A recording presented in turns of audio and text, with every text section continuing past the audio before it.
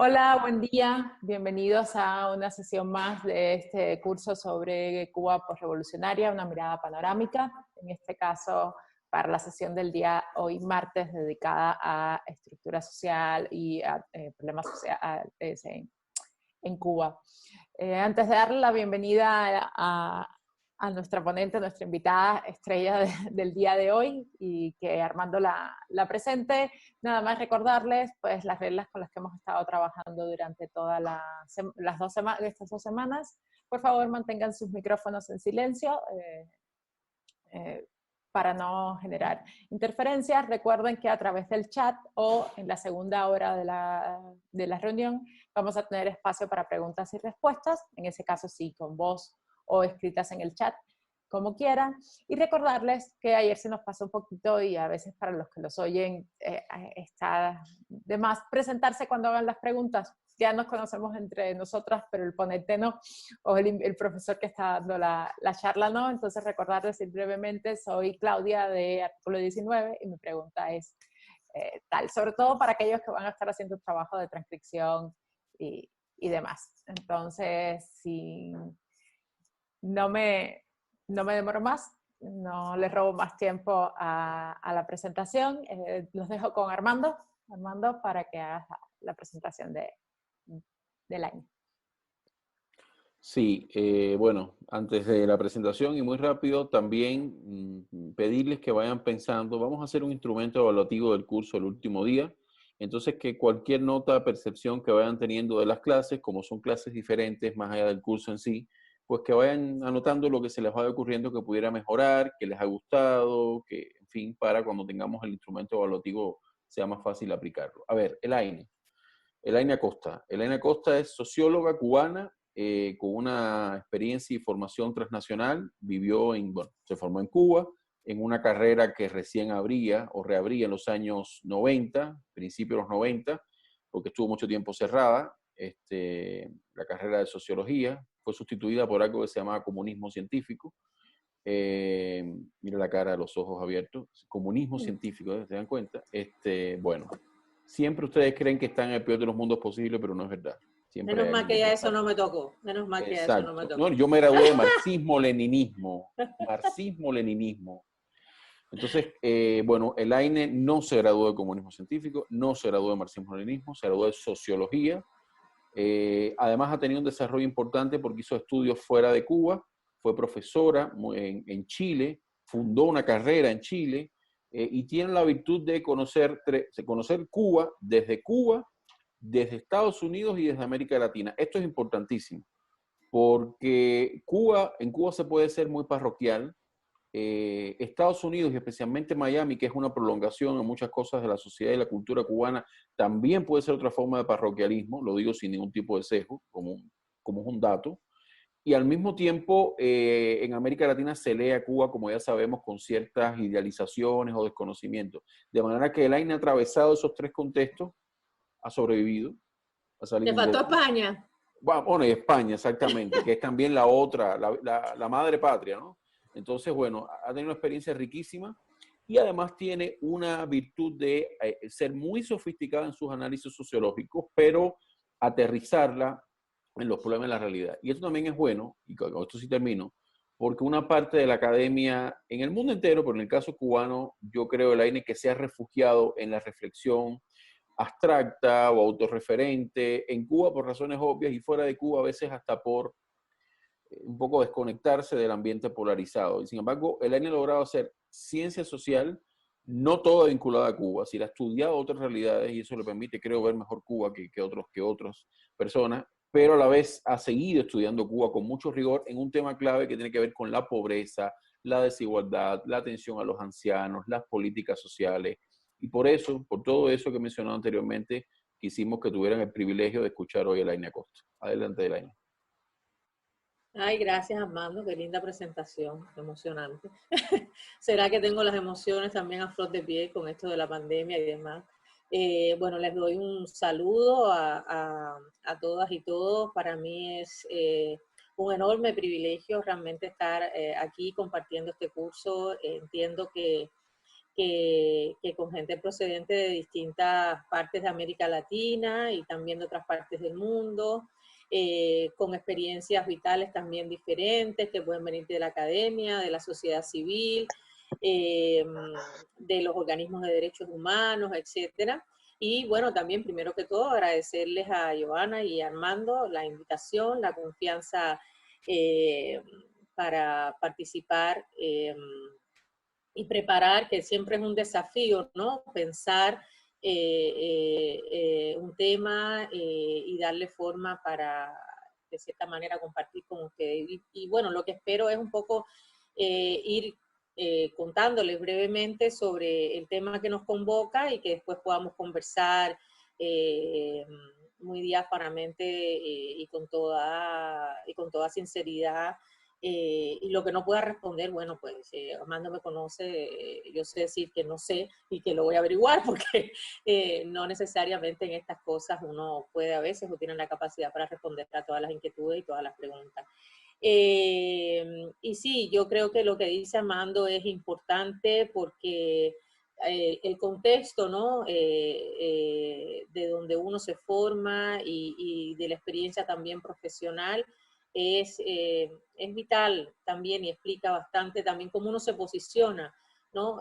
Respecto de estos temas. Y yo creo que la experiencia de haberme formado en una maestría en Chile y haber trabajado profesionalmente allí durante muchos años, luego haber hecho mi doctorado en España y finalmente estar aquí hace casi 4 años, ahora en septiembre, en Estados Unidos, bueno, que no es Estados Unidos, es Miami, todos sabemos que eso es otro Estados Unidos, hace que uno también tenga una mirada un poco distinta, ¿no? Sobre los temas. Bueno, no doy más preámbulo, voy a... bueno, entonces, sin más preámbulo, como les decía, voy a tratar de presentar este tema sobre estructura social en Cuba. La idea es tratar de hacer un barrido, obviamente, en lo que el limitado tiempo nos permite, a comprender, ¿no? Sobre todo el proceso de cambio social suscitado por la llamada Revolución Cubana, y digo con toda mala intención, entre comillas, llamada Revolución Cubana, porque a veces asumimos también, ¿no? Ya el término revolución como un descriptor de todo el proceso que ya ha abarcado 60 años y que obviamente en el término estricto, en el sentido más conceptual del término revolución, obviamente ha dejado de serlo hace un buen rato. Pero creo que es importante que entendamos eso para hacer un poco este recorrido sobre el impacto que sí efectivamente la revolución, que es revolución social, que se produjo a partir del año 1959 en Cuba, tuvo sobre la estructura social, ¿no? Eso es como un poco el objetivo general y nos vamos a centrar entonces en el análisis de las transformaciones producidas justamente sobre las estructuras sociales y cómo han evolucionado en estos 60 años. Obviamente esto es un objetivo bastante pretencioso o ambicioso, pero bueno, vamos a tratar por lo menos esquemáticamente de explicar 3 momentos, ¿o no?, de este recorrido para que podamos entender sobre todo dónde estamos hoy, que supongo que sea también el mayor interés que tendrán muchos de ustedes, ¿no? ¿Dónde estamos hoy? ¿En qué situación está Cuba hoy? ¿Cómo podemos calificar esos cambios en la estructura social que se produjeron desde el 1 de enero de 1959 y en qué momento estamos hoy? Entonces, ese es como el último de los objetivos, o sea, identificar cuáles son los desafíos actuales que los cambios estructurales suponen para la inclusión social, ¿no? A raíz de lo que ya hay algunos autores y hay una cierta coincidencia en denominarlo la crisis estructural que hoy, en la actualidad, hoy día, como dirían los chilenos, hoy día está atravesando el modelo político y socioeconómico del socialismo cubano, una crisis que comienza sobre todo, uno la puede fijar históricamente a inicios de los años 90, pero que obviamente ya tenía elementos, como vamos a ver, previos anteriores, ¿no? De cómo se había gestado ese proyecto, ¿no? De la Revolución Cubana. Entonces, lo primero que vamos a hacer es dividir, ¿no?, la presentación en 3 momentos.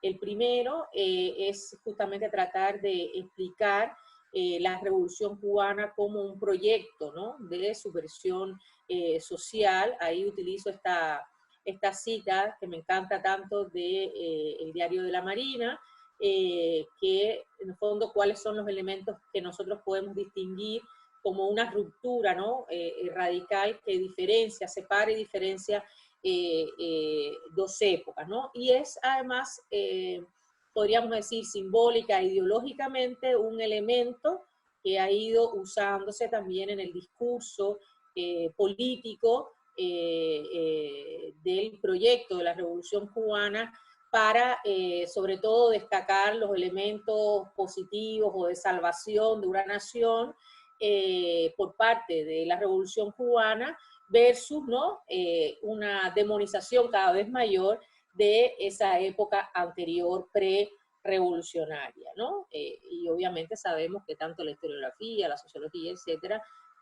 son obviamente distinciones maniqueas, o bastante maniqueas de la realidad, pero que tienen una función social también que cumplir en la manera en cómo la gente va asumiendo una cierta realidad. Eso es lo primero. Lo segundo, vamos entonces como a abordar cómo se produce la institucionalización de la estructura social del socialismo cubano, o sea, cómo se asientan ciertos elementos y estructuras y ciertos cambios que coinciden obviamente con una entrada formal, ya lo vamos a explicar, al campo socialista, etcétera, etcétera. Y en el fondo se legitima, ¿no?, esta nueva estructura social a través de la Constitución y una serie de mecanismos también económicos. Y por último, vamos a hablar de un tema que es, Armando y Joana coincidirán probablemente conmigo, que es un tema todavía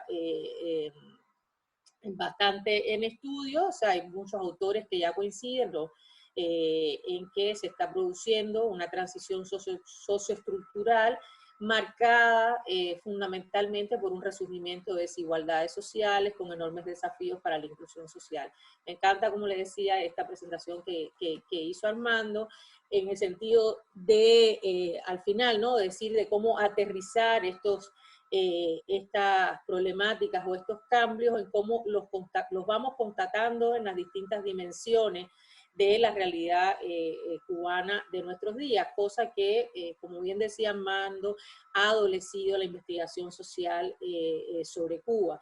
Y eso creo que tampoco, o sea, y en buena medida eso se debe, y no es un secreto para nadie, por las dificultades, las limitaciones, los vacíos que supone hacer investigación social en Cuba, ¿no? O sea, no es un tema solamente de una cierta parada o opción teórica per se, ¿no?, sino también por las dificultades que tienen en general los investigadores para hacerlo, ¿no?, que viene justamente de las limitaciones marcadas por el poder. Bueno, sin más preámbulo, vamos con el primer tema. Si voy muy rápido, Armando, algo me dicen, ¿no?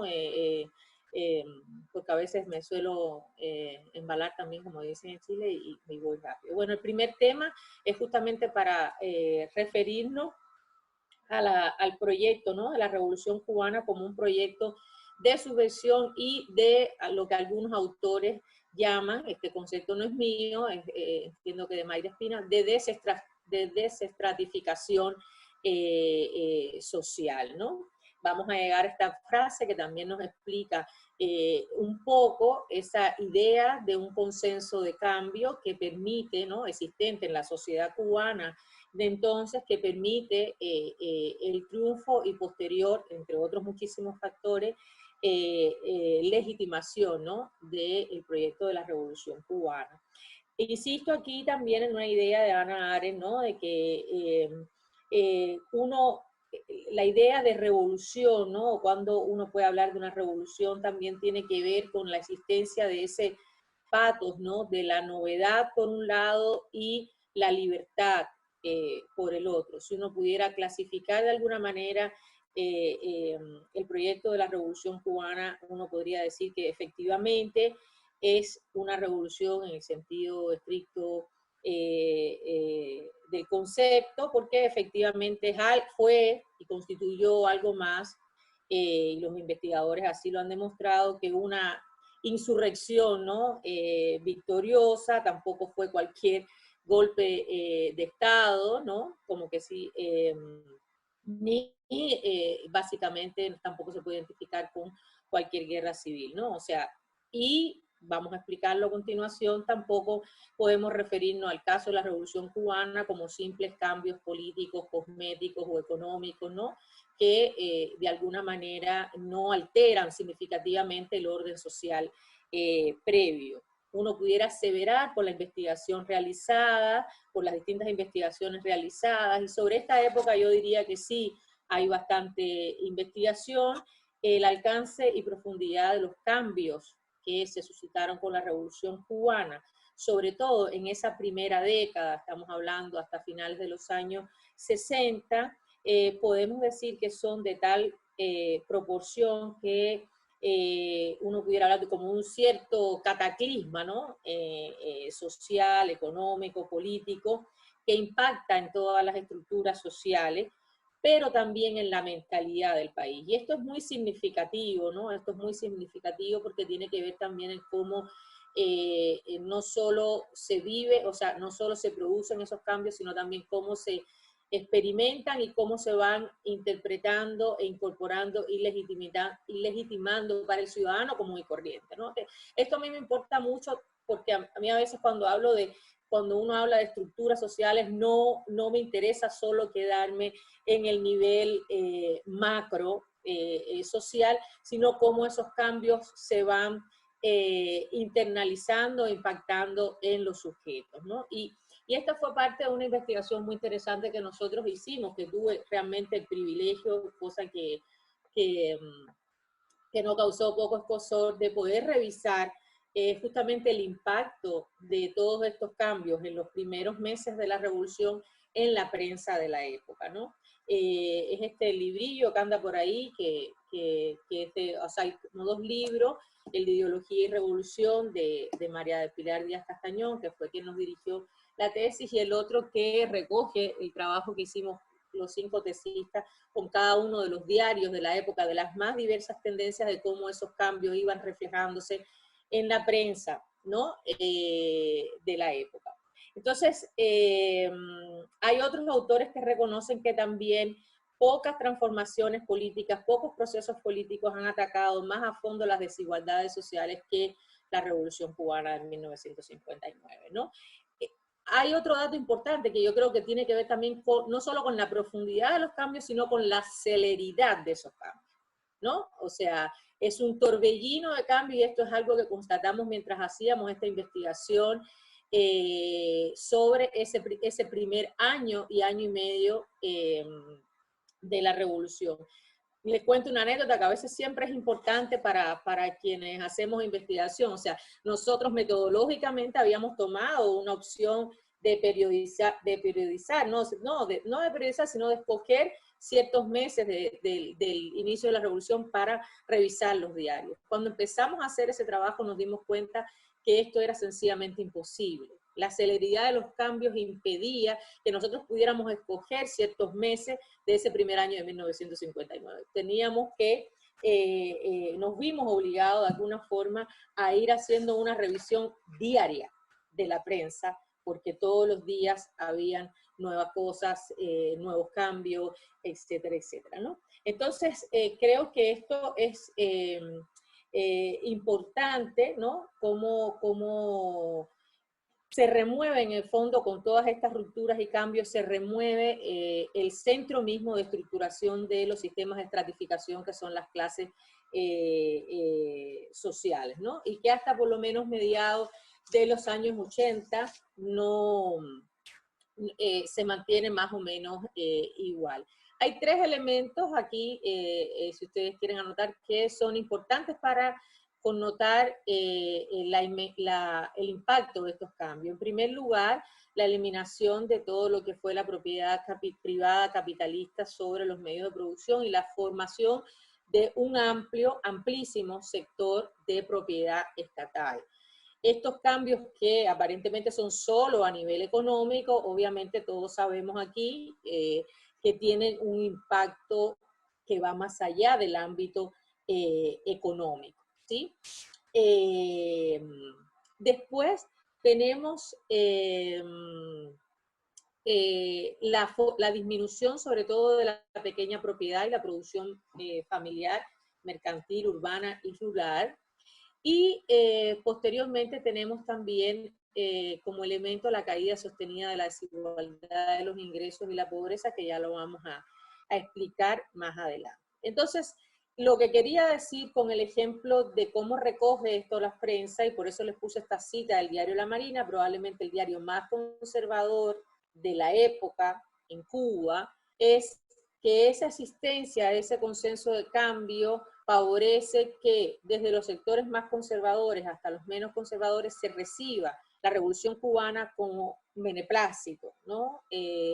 Con la necesidad de un proceso que estaba requiriendo la sociedad cubana para cambiar estructuras que ya estaban incomodando de alguna forma a los distintos sectores de la sociedad. Vamos a ver eso en un ratito. Entonces, les leo un poco la frase tradicional de Año Nuevo, vida nueva, perdió en Cuba el 1 de enero su vacía frivolidad, ¿no?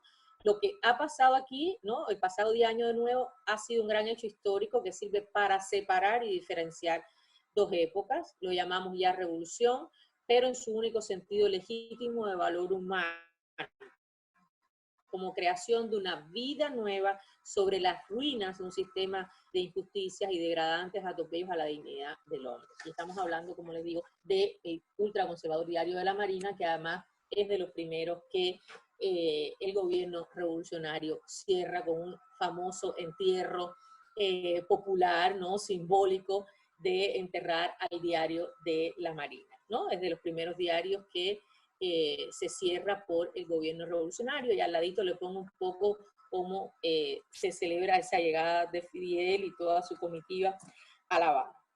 Avancemos entonces en cómo se va produciendo estos cambios. Ya los primeros elementos se los comentaba, que tienen que ver con toda la reestructuración económica, y vamos a ver inmediatamente cómo se produce.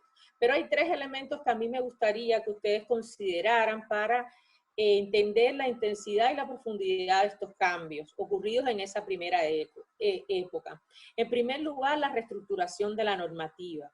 Todos sabemos, sobre todo quienes trabajan en organizaciones de la sociedad civil que tiene que ver con derechos humanos, lo importante, ¿no? Que es el marco jurídico para avalar, ¿no? Ciertos procesos y legitimar ciertos procesos. Pues ahí el proyecto de la Revolución Cubana rápidamente, pero muy rápidamente, lo vamos a ver, desde los primeros meses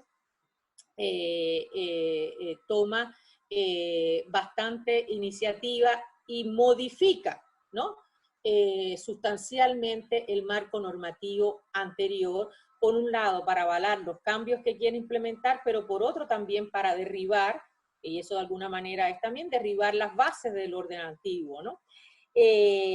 Después el tema del rol de la burguesía cubana como clase social, lo vamos a explicar rápidamente, y la redefinición de la política.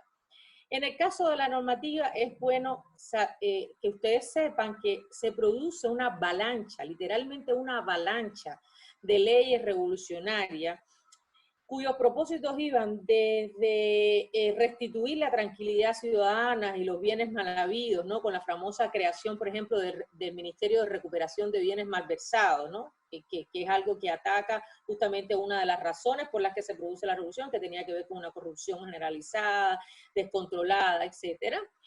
Pero hasta la transformación de ámbitos que también eran reclamados por las amplias capas de la sociedad, que tiene que ver con la reforma agraria que se produce en fecha tan temprana como mayo de 1959, la revolución triunfa el 1 de enero, y en mayo ya tenemos la primera ley de reforma agraria con la transformación significativa del campo y de la propiedad, pasando por la reducción, por ejemplo, de los alquileres, la famosa ley de rebaja de alquileres que se produce también de manera muy temprana, por hablar de las leyes que tienen un impacto o que tuvieron un impacto más significativo.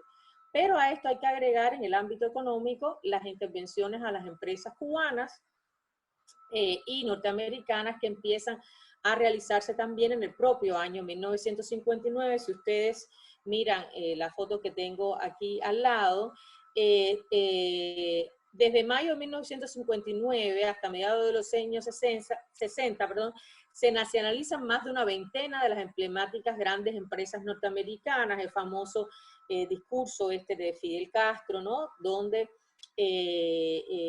hace este anuncio, seguida de 3 bancos norteamericanos, y para cerrar este proceso, 382 empresas, tanto de capital norteamericano como nacional, son nacionalizadas, ¿no? Esto obviamente que comienza a impactar sobre el mapa de los actores sociales y políticos cubanos, ¿no? O sea, sabemos que esto no tiene un impacto solo en la economía, sino también en el mapa de los actores. Ya lo vamos a ver.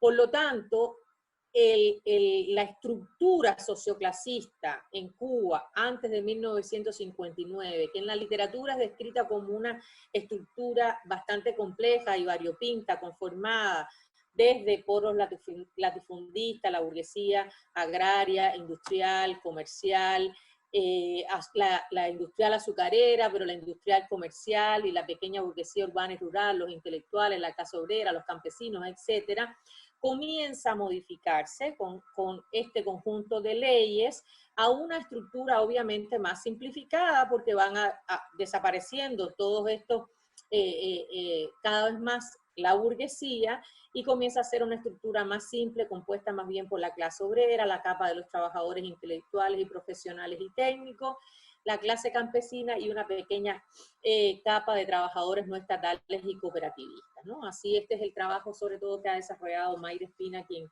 desde dentro de Cuba es quien más ha analizado este tema. Después el segundo punto que tenemos, y aquí esto es interesante porque probablemente es de los aspectos menos conocidos, ¿no? O menos trabajados, pero la historiografía cubana lo ha trabajado bastante, que tiene que ver con la debilidad de la burguesía cubana como clase social. Esto es un elemento explicativo también, de alguna manera, por ejemplo, si uno lo compara con el caso chileno, es interesante, porque el proceso de transformación social que se produjo con el presidente, o sea, en el periodo de la Unidad Popular del presidente Salvador Allende, el rol que tuvo, por ejemplo, la burguesía chilena es muy distinto, ¿sí? Que el que tuvo la burguesía cubana, salvando las distancias, obviamente, históricas y culturales y económicas que podrían tener una y otra. Pero es interesante el trabajo que hace el historiador norteamericano Alfred Padula, que en cierto sentido ha sostenido que la burguesía cubana, dado su debilidad y fraccionamiento interno, ya estaba derrotada, afirma Padula, cuando Fidel Castro toma el poder. Y de alguna manera eso explica que esa burguesía no haya hecho una oposición tan fuerte como la que en su momento hizo la burguesía chilena. De hecho, la burguesía industrial cubana estaba tratando de pelear por ganarse también un espacio mejor frente a la burguesía industrial azucarera, y esperaba justamente con la revolución de 1959, si ustedes no lo saben, los industriales cubanos, o una parte de los industriales cubanos apoyaron significativamente el proyecto de la Revolución Cubana. En particular, ellos son también los que escriben el programa económico del Movimiento 26 de Julio, porque tenían ideas justamente coincidentes, centradas en la importancia de la planificación económica y del proteccionismo estatal, que permitiera de alguna manera desarrollar la economía del país frente al predominio y los privilegios que tenía la burguesía industrial azucarera, ¿no? Y en esa máxima que existía un poco en Cuba de sin azúcar no hay país, ¿no? Entonces los industriales cubanos estaban un poco luchando contra ello, y esto genera obviamente divisiones y fracciones internas. Es efectivo que de hecho los industriales cubanos y la asociación que los agrupaba consiguen un cierto reconocimiento y una participación efectiva en los primeros meses del gobierno revolucionario. De hecho, fueron considerados una entidad consultiva importante para el gobierno revolucionario. Sin embargo, La armonía de los industriales, esto lo estudiamos bastante, como les decía, en esta investigación que dio lugar a mi tesis de licenciatura en Cuba de Sociología. La armonía de los industriales con el gobierno revolucionario se quiebra muy pronto, ¿no? Hay una actitud también de repliegue y espera que manifiestan los industriales, ¿no? Los obstáculos que también de alguna forma había representado para el desarrollo del país con este aferramiento de alguna forma en el azúcar como garante de la economía cubana. Hay otra investigación interesante también desarrollada por el historiador Rafael Rojas, que está en México, el historiador cubano, donde se resalta que él toma la profusa investigación que hace Guillermo Jiménez sobre el capitalismo cubano previo al triunfo de la revolución, y en esa investigación se resalta también, hablando de la estructura social, que las élites económicas republicanas eran fundamentalmente urbanas, nacionales y muy diferenciadas en términos de ingresos. Y esto contrasta bastante con el relato oficial, oficialista, de la historiografía cubana más oficialista, que en Cuba no existió una verdadera burguesía nacional, sino una oligarquía latifundista dependiente del capital norteamericano. Eso no es tan cierto, dice Rafael Rojas, y aquí hay una serie de datos que no me voy a extender por la hora, que dan cuenta de la riqueza y la variedad, ¿no?, de la composición de esa burguesía. Lo importante que quiero que ustedes también se queden es que la inactividad que en el año ya 59 solo tocaba algunos sectores de la burguesía que quedan como esperando a ver qué pasa con esta avalancha revolucionaria, para el año mediados del año 60, alcanza ya a toda la burguesía en su conjunto, incluidos los industriales que eran los más entusiastas, ¿no? Se comienza a producir una congelación de las inversiones y obviamente un retraimiento de la economía, cosa que el propio Diario de la Marina critica también de manera muy temprana, como diciendo qué hacen las clases vivas, ¿no?, de esta sociedad, que no pueden enfrentarse a la avalancha esta revolucionaria. Y en el fondo se ratifica un poco la tesis de que los intereses contrapuestos que existían dentro de la burguesía hacen o provocan que no puedan adoptar la posición típica, ¿no?, y lógica que se espera de una clase dominante al ser agredida o cuestionada su poder, que efectivamente era lo que estaba pasando con algunas de las leyes revolucionarias. Aquí yo, para terminar este tema de la normativa y cerrarlo rápidamente, les leo una frase también del Diario de la Marina de la época, que es muy buena.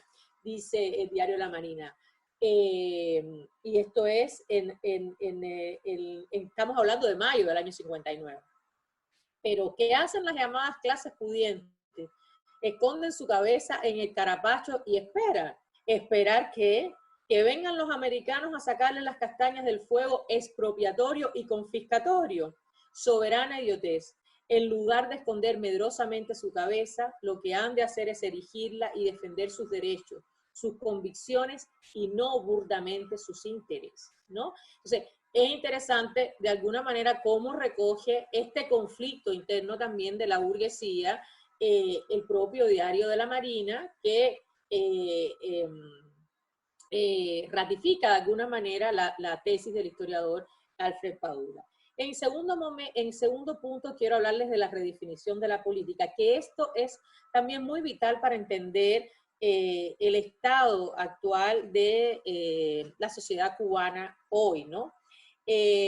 Insisto, la tesis de que el apoyo y sustento a la vía revolucionaria también fue posible, entre otros muchísimos factores, porque a finales de los años 50 en Cuba existía un consenso de cambio que se traducía no solo en las ansias de liberarse de una dictadura, la de Fulgencio Batista, que estaba implantada desde el año 52, que a la mayoría obviamente molestaba en términos políticos. Se dice que obviamente esto terminó beneficiando a muy pocas personas, sobre todo la más alta burguesía, sino también por los frenos que esta dictadura estaba poniendo a las ansias de movilidad social y bienestar económico. Insisto, con cuanto, por ejemplo, frenaba al desarrollo de la burguesía industrial. ¿no? Ahora bien, el otro punto en términos de la política es el que le decía yo, con la revolución, la representación que se tiene del Estado, la política y sus instituciones varía sustancialmente. Y esto es algo que muy, podríamos decir, muy detalladamente se hace desde el inicio. Desde el inicio, el discurso político de los dirigentes de la revolución, léase Fidel Castro y compañía, pero sobre todo su figura, rechaza, ¿no?, todo vínculo con la política tradicional. Esto es lo que yo les decía, antes, separar dos épocas, ¿no?, separar y diferenciar dos épocas, como se decía el diario La Marina. Y este ejercicio se hace desde fecha muy temprana, ¿no? En términos políticos, separándose de esa política tradicional. Ahora venimos nosotros a hacer totalmente lo contrario, ¿no?, de lo que venían haciendo estos políticos tradicionales. Después, otro proceso muy interesante es esa identificación que el discurso de los dirigentes revolucionarios empiezan a hacer entre la nación y la revolución. ¿Ya? Esa identificación es muy importante y se produce desde fecha muy temprana, ¿no? O sea, la nación no es posible, o la revolución viene a rescatar esta idea de la nación cubana, y por lo tanto la nación cubana no es posible sin la revolución, etc.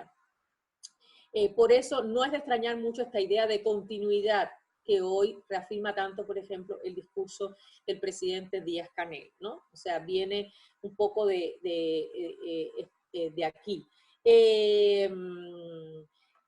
Por otro lado, el concepto de pueblo, que también comienza a introducirse, y la noción, y cómo la noción de participación también se va transformando.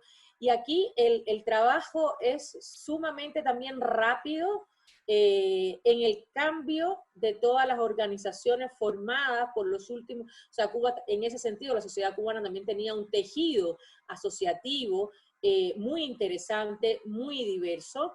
Sin embargo, ese tejido va modificándose porque en primer lugar, porque esas organizaciones tradicionales comienzan a apellidarse, comillas, revolucionarias. O sea, por otro lado, comienzan a surgir otras nuevas, ya propiamente revolucionarias, ¿no? Esto en el sentido de identificarse con un proceso, con el proceso revolucionario, en un proceso tan convulso como el de una revolución, o te identificas o te quedas fuera, pero el término de, y esto es la famosa frase, ¿no?, que viene después, es contra la revolución, o sea, con la revolución todo, contra la revolución nada, ¿no? Y aquí también, desde época muy temprana, comienzan a surgir nuevas organizaciones llamadas revolucionarias que permanecen, muchas de ellas hasta nuestros días, ¿no? Y que van a simplificar esa estructura y a homogenizarla de alguna manera. Aquí surgen los famosos comités de defensa de la revolución, la Federación de Mujeres Cubanas, que este domingo estuvo cumpliendo 60 años de creada. Se constituyen las organizaciones revolucionarias integradas, las famosas JORI, que más tarde constituyeron el Partido Unido de la Revolución Socialista de Cuba, que es el antecesor del actual Partido Comunista de Cuba. Entonces se reformula esta participación, y aquellos grupos, en el fondo, que se rezagan o no se involucran en el no acontecer revolucionario, pues devienen automáticamente enemigos, y el término que se comienza a usar es el término de contra-revolucionario. Es importante, y con esto cierro esta primera etapa, se produce, o sea, hay varios elementos que a ustedes les debe quedar en claro. La eliminación de los partidos políticos en esta primera fase, la intervención de los medios de comunicación, que empieza por el Diario de la Marina y termina después con todo el resto de los diarios hacia mediados de los 60, la creación de nuevas organizaciones revolucionarias, y con eso la eliminación de las antiguas y de todo ese tejido asociativo independiente, la postergación de las elecciones, acuérdense la famosa frase, bueno, elecciones para qué, ¿ya? Y argumento, por eso les digo, el cambio en términos de la representación de la política, el argumento inicial de elecciones para qué es, estamos muy ocupados haciendo las transformaciones que necesita la sociedad cubana en este momento, ya habrá tiempo para las elecciones y las elecciones también formales forman parte de alguna forma, aunque no se dice explícitamente, de esa política tradicional que se está criticando. Entonces, de alguna manera la legitimidad de esta primera etapa se da en la calle, en las convocatorias masivas, en los discursos, con la participación de 200, 300, 500.000, hasta 1 millón de personas. Ahí se da o se juega la legitimidad y la participación ciudadana en la revolución. Pasemos rápidamente al segundo punto, que tiene que ver cómo entonces este alud de cambios comienzan a institucionalizarse, ¿no? Ya definitivamente en una nueva estructura. Aquí hay que tener en mente dos hechos fundamentales que explican el cierre de esta primera etapa. Número uno tiene que ver en el año 1968, se produce lo que se conoce como la ofensiva revolucionaria, que es el proceso que termina por nacionalizar todos los pequeños negocios que quedaban en pie. El proceso de nacionalización comenzó con las grandes y medianas empresas, las grandes corporaciones, las empresas norteamericanas, luego las empresas cubanas, etcétera, y termina en el año 68, o sea, menos de una década, termina por nacionalizar todo la pequeña y pequeñísima propiedad. Estamos hablando de que hasta un puesto de esquina que vende croqueta es nacionalizado, ¿no? Y todo pasa a manos del Estado y del control estatal. Y esto marca, obviamente, un momento muy importante en la estructura económica y social de la sociedad cubana. Y después el otro hito importante tiene que ver con la imagen que les pongo acá a la derecha de la zafra de los 10 millones en el año 70. Aquí hay analistas y expertos que marcan este año como el fin de la revolución, ¿no? O sea, aquí se cierra un ciclo de transformaciones y de cambios que hablan o permitirían hablar, afirmar del inicio de una nueva estructura, o sea, más que el inicio de la consagración final de una nueva estructura social y todas las bases sociales de poder político y económico del país se han transformado completamente y se inicia este llamado proceso de institucionalización marcado por lo que señala Marifeli Pérez Estable en esta frase, por la autoridad carismática del líder reconocido de la Revolución Cubana, Fidel Castro, de la política del Partido Único, de las movilizaciones de masas, que ya era algo que se había iniciado desde fecha muy temprana, como el recibimiento de Fidel Castro y la caravana el 8 de enero de 1959 en el entonces Campamento de Columbia, después llamado Ciudad Libertad, y esta triada de alguna manera iría adquiriendo un nuevo contexto en la década del 70. Dice Marifeli que mientras la realidad del socialismo iría imponiéndose poco a poco hasta desaparecer finalmente la efervescencia de la revolución, que son esta primera década, ¿no? De los 60. A partir de entonces se terminan de consolidar las bases de la tradicional estructura social del socialismo cubano, marcadas, ¿sí?, por la centralidad del Estado como empleador y proveedor de bienes y servicios y la centralidad del Estado en toda la vida social y política también del país. En esta nueva estructura es importante de hablar del componente o del rol principal que la clase obrera tiene, y a propósito de las clases sociales y que cómo comienza a crecer para el año 1970, el 87,4% del total de los empleados en el sector estatal y el 70% eran obreros. Entonces estamos hablando de una estructura que en una década ha cambiado significativamente, de la que yo les había mencionado, formada desde la difundista, pasando por todos los tipos de burguesía, hasta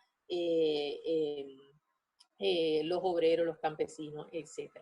En esta década se producen dos hechos significativos también, o dos procesos, más que dos hechos, dos procesos significativos que culminan, en primer lugar, con la nueva Constitución que se consagra en el año 1976. Hasta entonces había regido la famosa Constitución del año 1940, que para quienes no lo conocen, está considerada y sigue siendo considerada una de las constituciones más avanzadas de la región, de toda América Latina en su época, y también en algunos lugares del mundo. La Constitución del 40, además, fue un proceso muy interesante, suscitado, ¿no?, en términos sociales y políticos entonces. Esa Constitución es reemplazada el año 1976 por una nueva Constitución, y además esto va acompañado también de un nuevo sistema de dirección y planificación económica llamado SDPE, y esto de las siglas comenzó también a ser muy importante. O sea, la institucionalización política, normativa, etcétera, consagrada en la Constitución, vino acompañado de un proceso de reorganización económica que se consagra, como les digo, en este nuevo sistema de dirección y planificación totalmente centralizado, ¿no? Y que coincide también con la entrada de la formal al CAME, al campo socialista, y al Consejo de Ayuda Mutua Económica, que agrupaba las distintas economías de los países socialistas. Es importante, los expertos, el doctor Carmelo Mesa Lago, entre otros, hablan de una etapa también donde se consiguen efectivamente, en términos de las desigualdades sociales, logros muy importantes en materia de protección social, pero es importante también el protagonismo exclusivo del Estado, el protagonismo hegemónico y decisivo en toda esta agenda, donde no existen o son prácticamente inexistentes otras alternativas privadas o estatales para acceder a servicios o programas sociales, ¿verdad?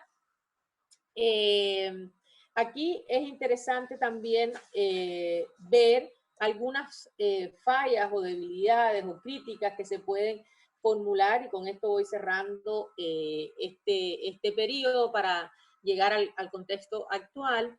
La institucionalización se produce, las consecuencias que se derivan de ese protagonismo exclusivo del Estado. Estamos hablando de una institucionalidad con políticas verticalistas y altamente centralizadas, donde obviamente la participación desde abajo es prácticamente inexistente y maniatada.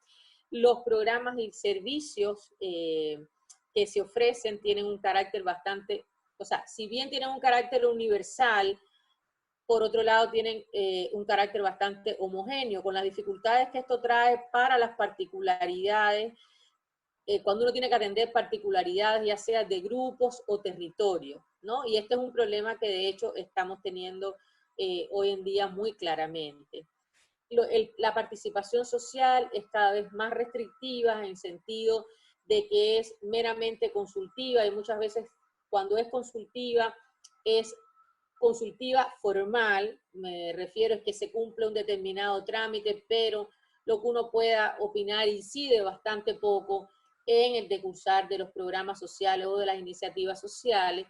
Hay un marcado énfasis técnico y burocrático. Aquí hay películas maravillosas que hablan obviamente de la importancia, ¿no?, y los impactos negativos que tiene sobre la sociedad y sobre el modelo socialista cubano el burocratismo, ¿no? Y aquí la muerte de un burócrata de Tomás Gutiérrez Aleja, ese filme se lo recomiendo que lo vean, porque desde época muy temprana ya se ve lo que esto significó para la economía y la sociedad cubana. Sin embargo, es evidente que hay un impacto positivo en las condiciones de partida de muchos grupos sociales que estaban en desventaja, pero ese mejoramiento de condiciones de partida se hace reproduciendo ciertas asimetrías relativas, por ejemplo, de género, de raza, de territorio, ¿no? Que se mantienen hasta nuestros días y se han ido multiplicando. Haciendo un balance, uno pudiera decir que la política social, y en ese sentido la estructura que emana de ella, en el periodo que va de los primeros 30 años del el proceso llamado revolución, que ya vimos que había finalizado de alguna manera en los años, en el año 70, pero el proceso que va del 59 al 89, tenemos resultados de una política de empleo muy cuestionables, ¿verdad? Un excesivo igualitarismo, ¿no? Con un énfasis cíclico en incentivos morales y no económicos que indujo a una caída en el esfuerzo laboral, a un alto ausentismo, a una escasez bastante significativa y por lo tanto a la proliferación del mercado negro, etcétera. También a una sociedad bastante homogénea e indiferenciada, ¿no? Que funcionaba de alguna manera cohesionada políticamente en torno a metas y objetivos fijados por el gobierno, ¿verdad? Con poca iniciativa, como les decía, desde abajo. Y esto se mantiene bastante similar, bastante estable hasta inicios de los años 90, cuando se produce a partir del año 89 la caída del campo socialista, ¿no? Y este estilo de vida y esta estandarización regulada y esta homogenización social que funcionaba también como un mecanismo de control social comienza a romperse, ¿no? O a cuestionarse. Y aquí nos vamos al último punto que tiene que ver con, pudiéramos decir, el periodo más actual, que podemos situar desde inicios de los 90 hasta la actualidad con bastante, o sea, con algunos cambios e hitos en el medio. O sea, para nadie es un secreto, creo yo, para ninguno de ustedes, que la caída del socialismo real, entre comillas, a partir del año 1989 y después la posterior caída de la Unión Soviética, también sobrevino, o sea, produjo un impacto muy profundo en Cuba, que tenía buena parte de su comercio, prácticamente casi la totalidad de su comercio pactado, como les decía, con estos países, con este campo, y por lo tanto esto le significó a Cuba el término abrupto de condiciones preferenciales de comercio, así como de asistencia técnica y económica procedentes de este campo socialista. De la noche a la mañana, prácticamente en un 30% se vio la economía reducida a esas condiciones preferenciales.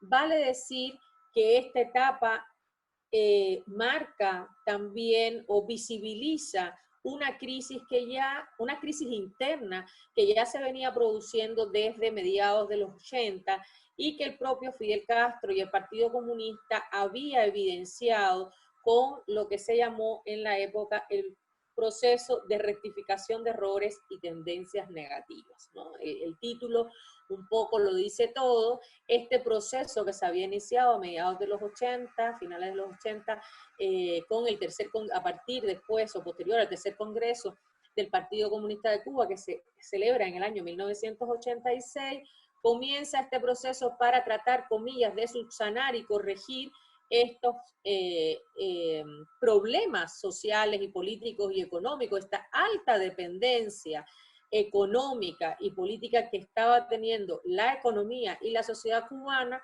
del campo socialista. En el fondo se había producido una revolución, entre otras cosas, para eliminar una dependencia de la economía norteamericana y también del azúcar, y habíamos cambiado de alguna forma esa dependencia por otra, en este caso del campo socialista. Eso obviamente permitió un desarrollo y una agenda social significativa y relevante con impactos positivos sobre la desigualdad social, me refiero a una reducción de esa desigualdad, pero sobre una base muy frágil de sostenibilidad económica. De tal modo que cuando esa estructura y esas condiciones preferenciales desaparecen, la sociedad y la economía cubana se ven sumergidas en la peor de sus crisis económicas y sociales desde el año 59. Estamos hablando de que Cuba en el año 90 tuvo, o sea, en el periodo 91-95, Cuba, según cifras de la CEPAL, y aquí trato de ser lo más objetiva posible, según cifras de la CEPAL, el llamado periodo especial, que ustedes saben, se inicia en el año 91 con posterioridad a la caída del socialismo real, entre el 91 y el 95, ese llamado periodo especial en tiempos de paz, Cuba obtuvo el peor desempeño económico de América Latina y el Caribe, situándose incluso por debajo de Haití, con menos del 7% de crecimiento promedio anual, ¿no? Esto es un dato que ofrece la CEPAL en una publicación del año 96. Por lo tanto, se considera que los cambios sociales acumulados como efectos de los ajustes que se empiezan a realizar durante el periodo social comienzan a generar una desconfiguración del modelo del hombre nuevo socialista y dan paso entonces a una sociedad más diversa, reestratificada y reinstituida simbólicamente. Esto es importante que lo veamos, porque comienza entonces a modificarse la tradicional estructura social del socialismo basada en la centralidad del Estado como proveedor de bienes y servicios hacia una estructura y dinámica política y económica muy distinta. Aquí menciono algunas, en el plano, por ejemplo, de la economía política. Es importante que ustedes se queden con la idea de la modificación, comienza la modificación de la estructura productiva, especialmente la ampliación del sector no estatal. Recordemos que el sector estatal ocupaba prácticamente el 70% de la economía del país, comienza en retirada, ¿verdad? Y se comienza a complejizar los mercados laborales, se abandona la política de pleno empleo por parte del Estado, más adelante con lo que se llamó, aquí les pongo, la política de actualización del modelo, que ocurre con los lineamientos de la política económica y social del año ya 2011, y por lo tanto esa política de pleno empleo es abandonada, se despiden a un conjunto significativo de trabajadores del sector estatal y comienza entonces a crecer el sector no estatal de la economía, se estimula la inversión extranjera, pero con un conjunto de dificultades, y se hacen una serie de procesos para captar divisa. A lo que voy es que como resultado de todas estas medidas se abandonan también un poco parte de esa visión política, ideológica del proyecto en términos concretos, no así en su discurso, que de alguna manera trata de mantenerlo, a pesar de que en estos lineamientos uno puede ver que hay un abandono de estos valores colectivistas centrales en la fundamentación del Estado cubano. Se reformula el principio de universalidad, ¿no?, que incluye también una crítica al paternalismo, que fue también una característica importante de esos primeros 30 años. es importante cómo en términos concretos, a propósito de lo que decía Armando al inicio de la presentación, en términos concretos, cómo se traduce esto en una disminución de la participación relativa del presupuesto del Estado en la protección social, algo que es lo que vengo investigando en los últimos tiempos, pero que el profesor Carmelo Mesa Lago ha publicado bastante al respecto. Se produce una serie de sustitución de gratuidades y subsidios excesivos, ¿no?, por la compensación a los más necesitados y el subsidio a las personas en vez de los productos, y por lo tanto se produce también una focalización, lo que pudiéramos decir en América Latina, políticas más focalizadas en poblaciones vulnerables o en riesgos o en riesgo alimentario, ¿no? Eso hace obviamente que se produzca, ¿no?, como consecuencia una estructura social más diversificada y segmentada. O sea, el conjunto de las reformas económicas tienen un impacto claramente en el aumento de las reformas económicas y la actualización del modelo socialista, tienen obviamente un impacto en la desigualdad social y en el aumento de la pobreza. Aquí hay que decir que los datos con los que podemos trabajar al respecto son bastante limitados. Es poca la investigación que se puede hacer en Cuba al respecto, ¿no? Uno de los principales problemas obviamente que tenemos son las fuentes de información, la dificultad con los indicadores, con la permanencia y la sistematicidad de los mismos. Sin embargo, los investigadores que se han dedicado más al tema han podido constatar, fíjense ustedes, en el año 86 el índice de Gini o el coeficiente de Gini, que ustedes saben que mide la desigualdad social, en el año 86, donde Cuba estaba de alguna forma a la vanguardia de la distribución equitativa, era de 0.22, y los últimos cálculos hablan de un Gini que ha llegado hasta el 0.40 en la actualidad.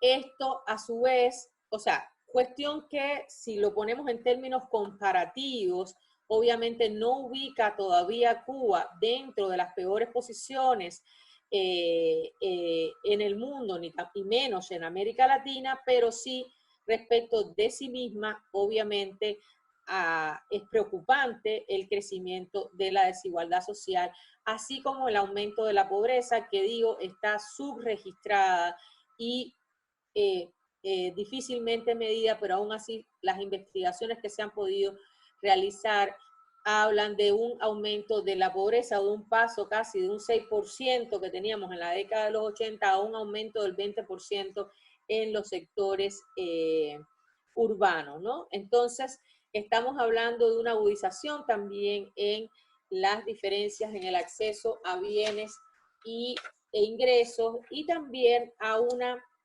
desconfiguración de la sociedad homogénea e igualitaria que teníamos en los años 80. Se han profundizado también, esto vale decirlo, las diferencias entre, entre poblaciones. Hay algunas obviamente más afectadas que otras. Estamos hablando sobre todo la población no blanca, me refiero a mulatos y negros, las mujeres, las personas mayores. Se han profundizado además las diferencias territoriales, ha aumentado la migración campo-ciudad a pesar de las leyes restrictivas que tenemos en Cuba para la movilidad interna. Esto es poco conocido hacia afuera, pero en Cuba existen altas restricciones a movilidad interna. Aún así, las personas, sabemos perfectamente, se siguen desplazando, y esos desplazamientos del oriente cubano hacia la capital han provocado un impacto en el crecimiento de asentamientos informales y en la precariedad urbana muy significativo. Sin embargo, este es un problema absolutamente muy poco recogido, estudiado, investigado y priorizado por las políticas sociales. Hay otro tema importante aquí que también es parte de lo que me he dedicado en los últimos años. Hay un deterioro significativo de los indicadores de la asistencia social. Solo le doy un par de datos que proceden de una investigación del profesor Carmelo Mezcalado. Entre el año 2006 y 2018, el gasto de presupuesto asignado a la asistencia social se contrajo del 2,2% al 0,3%, mientras que el número de beneficiarios como proporción de la población decreció de 5,3 a 1,6%. Estos datos concretos a mí, o sea, es importante, es muy significativo porque aquí se juega o es una evidencia en parte de esta reconfiguración de la sociedad cubana de la que les estoy hablando. Otro temazo, ¿no?, es esta reorientación de la política social, porque justamente de esto se habla bien poco. En esos lineamientos del año 2011, claramente se produce una reorientación de la política social al introducirse estrategias que le podemos llamar de focalización y familiarización de la política social. En otras palabras, el bienestar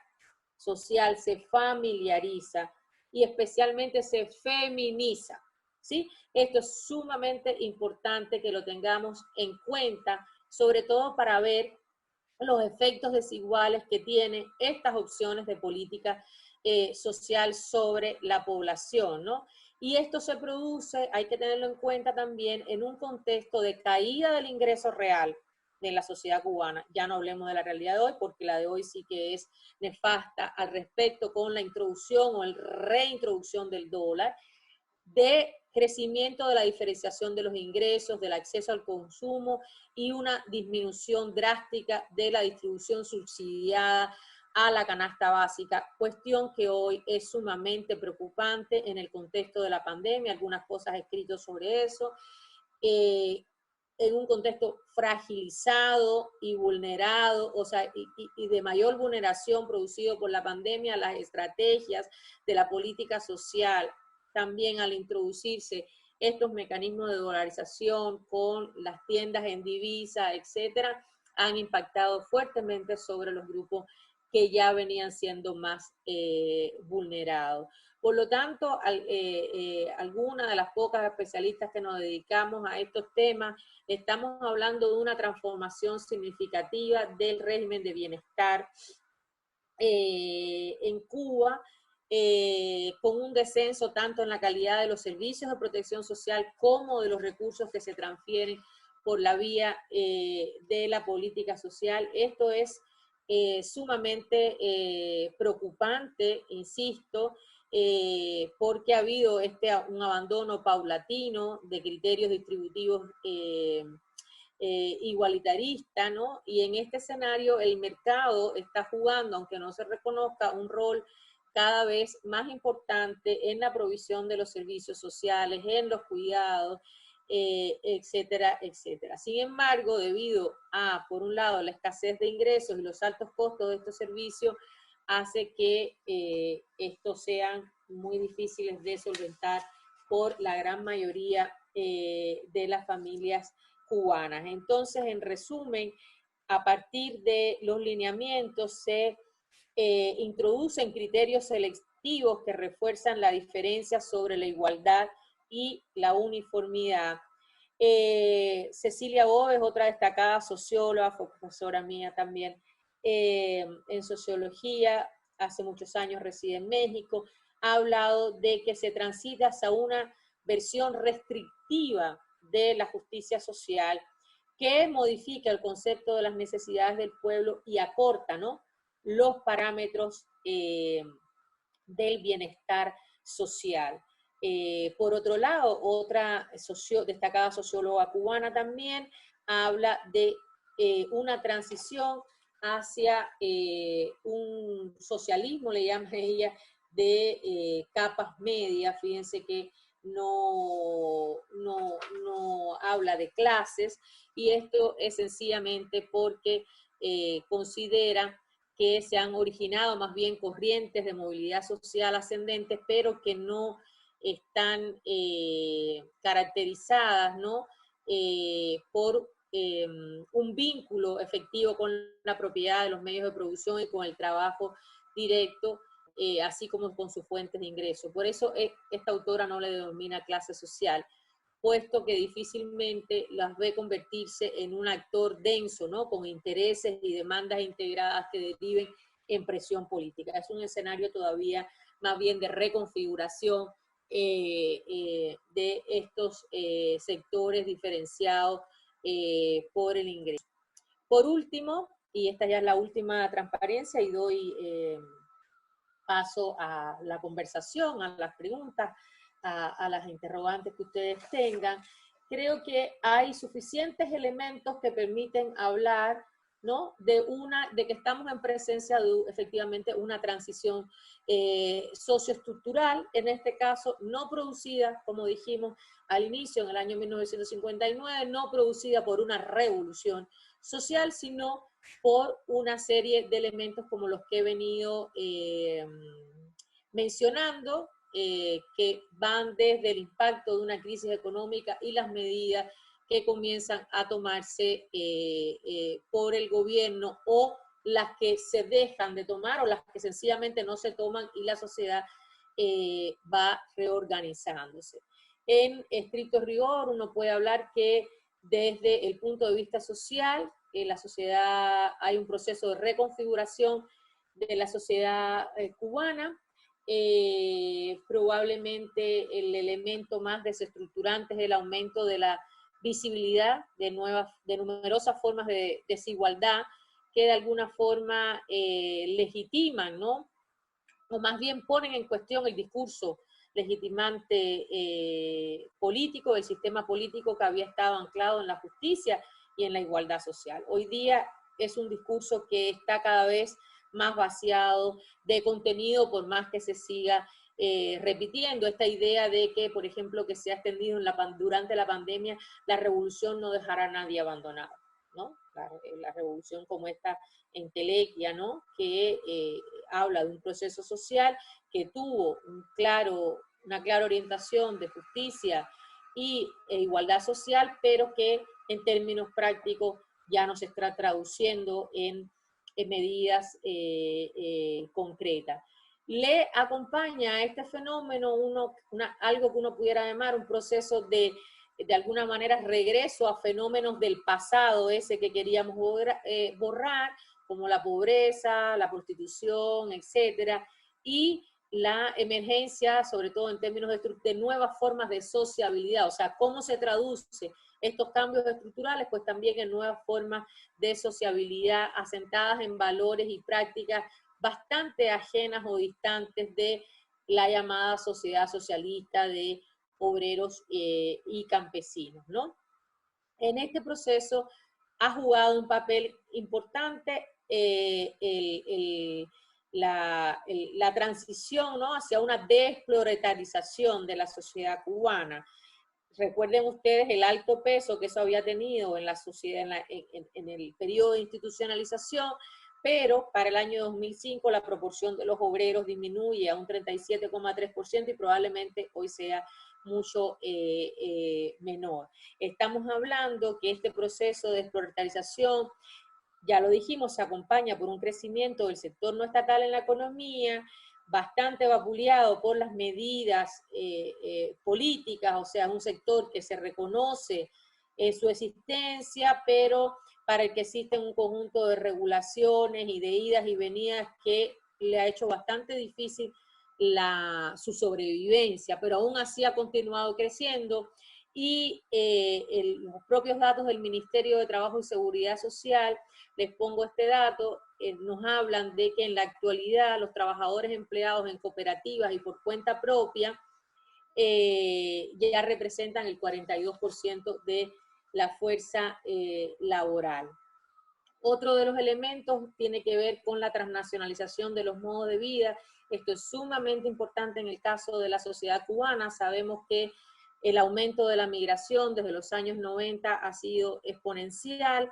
Esto ha generado obviamente un intercambio que ya sabemos generan los procesos migratorios, tanto en términos de remesas, pero también de remesas culturales, de intercambio de ideas, de opiniones, de visiones, y también de recursos que han permitido sobre todo a partir de la reforma migratoria del año 2010, tener un impacto significativo de los migrantes cubanos en la sociedad cubana interna, cosa que no sucedía en el pasado, a pesar de que habíamos tenido una migración importante. El impacto era mucho menor.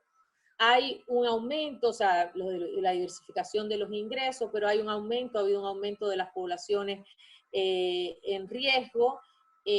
Son poblaciones, además, que no solo se han ampliado en número, sino que se han diversificado en su composición. Y aquí vamos desde las migrantes internos, a las personas en situación de discapacidad, a las personas mayores, etcétera, las personas en situación de calle, ¿no? Fenómenos que en general no se reconocen y no se trabajan desde el discurso oficial. Hay otro elemento importante también que es bueno de considerar, que es esta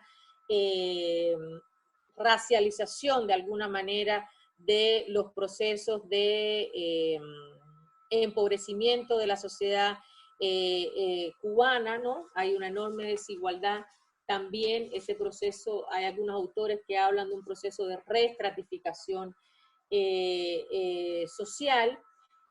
Por último, hay también una renovación de lo que podemos llamar las élites, ¿no? Donde el consumo y el dinero se establece como un criterio de inclusión y exclusión, y una negación, entonces, que esto va acompañado de una negación del igualitarismo como ideal social y la impugnación de este modo de vida o estilo de vida revolucionario, entre comillas, ¿no? Hacia otro más asentado en estos nuevos criterios, ¿no? La modificación también de los mecanismos de movilidad social, si bien la educación continúa siendo universal y gratuita, no es probablemente hoy en día el principal mecanismo de movilidad social en la sociedad cubana. Probablemente nos falten muchos estudios al respecto, lanzo esta hipótesis, pero estaría casi segura de decir que no es un factor de movilidad social importante hoy. Hay preocupantes procesos de segregación espacial y de gentrificación, sobre todo con la llegada y la importancia que ha recobrado el turismo, y en los últimos tiempos el turismo de élite o de élites, o el turismo de alta categoría, de alta gama, que ha modificado sobre todo los barrios de Centro Habana y La Habana Vieja, y ha empezado también con la reforma que se hizo sobre la compra-venta de vivienda a desplazar a sectores importantes de la población que usualmente vivían en estos espacios, muchos de ellos, gracias a la propia reforma urbana que se hizo a inicios del proceso de la revolución, han comenzado a desplazarse porque se les han comprado sus viviendas para posicionarse aquí sectores más favorecidos por estos cambios económicos. Esto genera importantes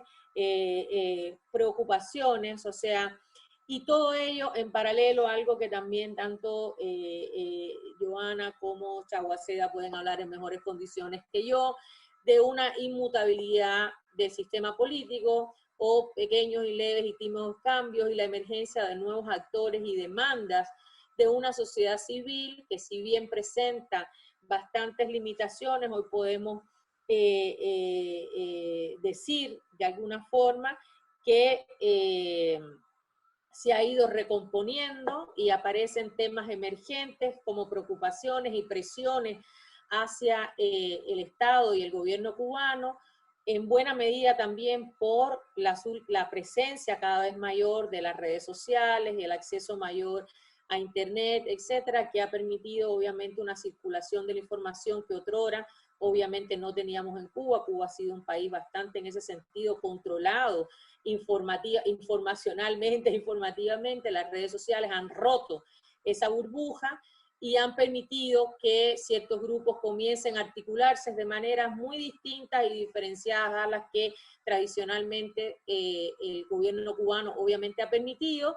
Y la última reforma constitucional un poco así lo demostró. Aparecen de emergencia temas que en cualquiera de otras sociedades de América Latina o del mundo no nos causarían impresión, como las causas por los animales, las causas ambientales, etcétera, pero que en Cuba significan una oposición al poder político.